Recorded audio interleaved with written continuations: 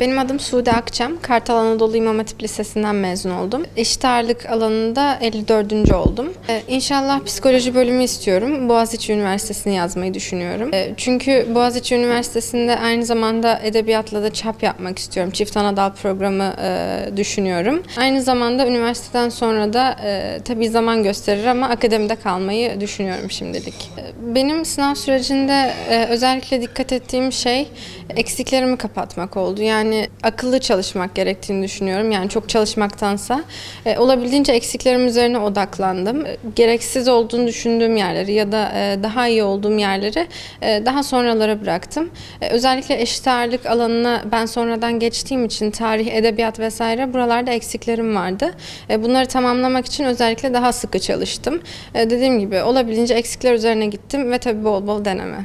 Benim tavsiyelerim bence mücadele etmeyi hiç bırakmamaları gerekiyor. Çünkü hem kendi açımdan baktığımda hem de arkadaşlarımı değerlendirdiğim zaman gördüğüm şey genel olarak birazcık moral bozulduğunda insan pes etmeye çok meyilli oluyor. Onun yerine kesinlikle her zaman yapmanın bir yolu vardır. Bir adım daha ileri sizi yaptığınız şeyler götürecektir. Dolayısıyla hiç pes etmeden devam etmek gerektiğini düşünüyorum. Ben Aysel Rümeysa Arısoy, Mehmet Emin Saraç Anadolu İmam Hatip Lisesi'nden mezunum. Sözel 83.'sü oldum. Benim kendi adıma dikkat ettiğim şey gereksiz çalışmamaktı. Verimli olduğum zamanlarda gerektiği kadar ve aynı şeyleri tekrarlamaktansa eksik kapatma gibisine. Tavsiye edebileceğim şeylerse sayısaldan zorlamasınlar mesela istemiyorlarsa eğer. Çünkü böyle bir baskı var. Sözellerin biraz daha bir şeyler yapamayacağına dair. Olmuyorsa zorlamasınlar. Peki sizin tercihiniz hangi okul olur, hangi bölüm? Boğaziçi Tarih istiyorum inşallah. Olacak gibi duruyor. Neden istiyorum? Biraz daha metot üzerine bir eğitim veriyorlarmış sanırım. Ben de neyden ziyade nasılını öğrenmek istiyorum biraz. Onun için burayı seçeceğim.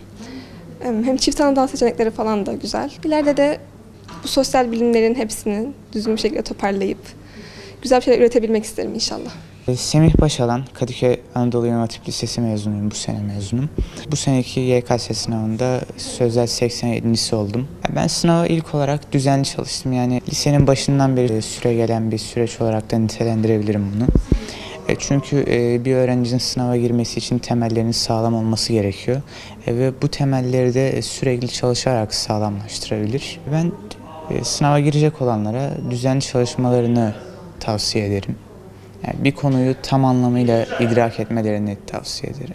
Şu an hedefin ne? Hangi okulda ne okumak istiyorsun? Ben şu anda 29 Mayıs Üniversitesi'nde ilahiyat okumak istiyorum. Çünkü Türkiye'de şu anda ilahiyatın, hatta sözel bölümün en yüksek puanlı üniversitesi ve ilahiyat eğitimi olarak da iyi bir eğitim veriyorlar.